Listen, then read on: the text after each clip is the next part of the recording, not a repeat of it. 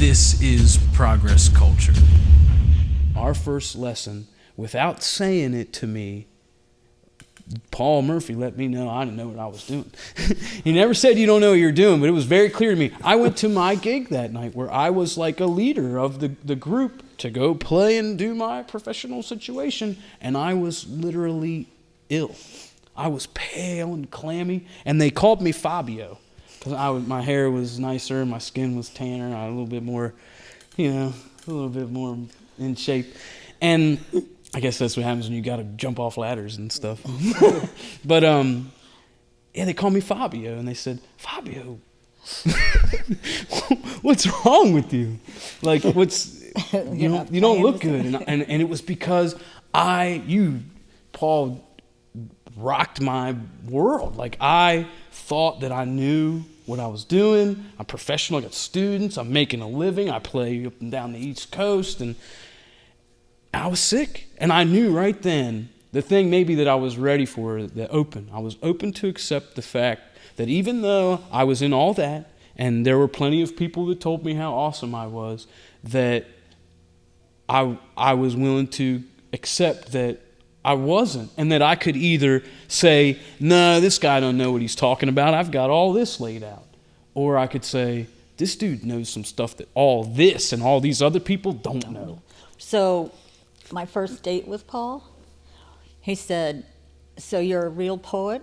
And I said, "Yes." And he said, "Let me hear it." Yeah. Well, then we kissed for about a half an hour. That's where that led.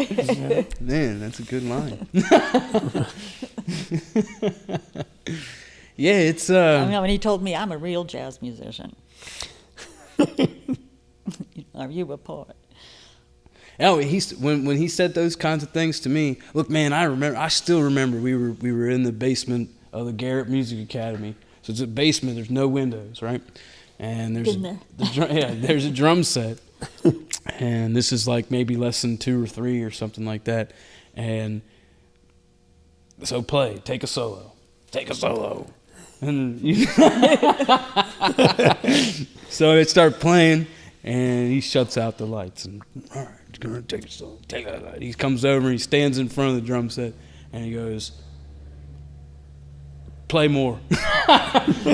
Play more. And then I'm just playing everything. I was just playing everything I could. Play more. And then he starts yelling, play you. And I was like, what?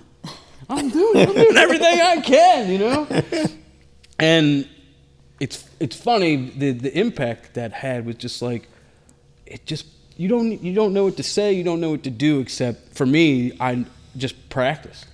It's like, man, whatever's going on, 8-10 hours a day is what I need to do, because I thought I knew, and it was very clear that I didn't. And when he say things like, I'm the real jazz musicians, or the this or that, I had no clue. Because you weren't with them. I didn't even know what he meant, really. Yeah. But I accepted it, like when I first heard the music from Paul and Larry in the truck, it didn't matter to me that I hadn't read it in the magazine.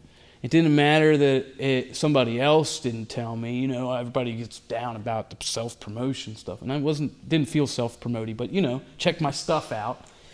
None of that mattered, all I knew is as soon as I heard it that I'd never heard anything like it, and I wanted to be able to do that. And that's how you were turned on in the truck behind the showroom, yep, was it? That's true. With Billy Taylor? I was with Billy Taylor, Duke Ellington's bass player. He was with Duke for 23 years, I think. And I was playing in his group. And on a break.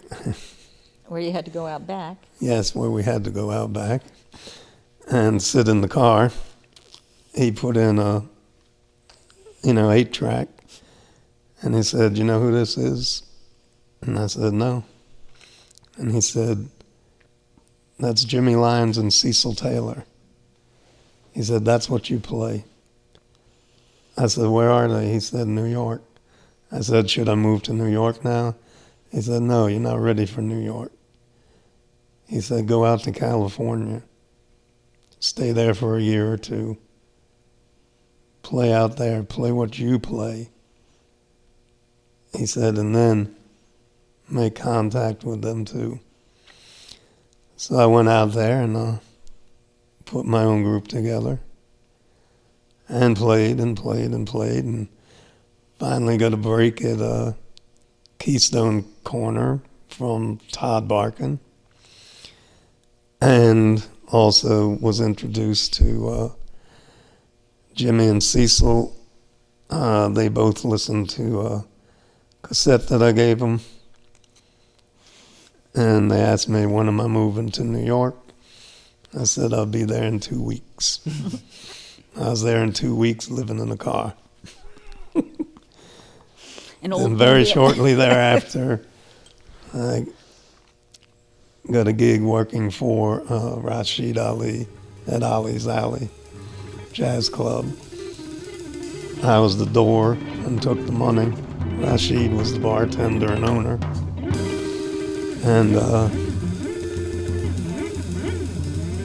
I met quite a few very heavy musicians there and got to play with many of them.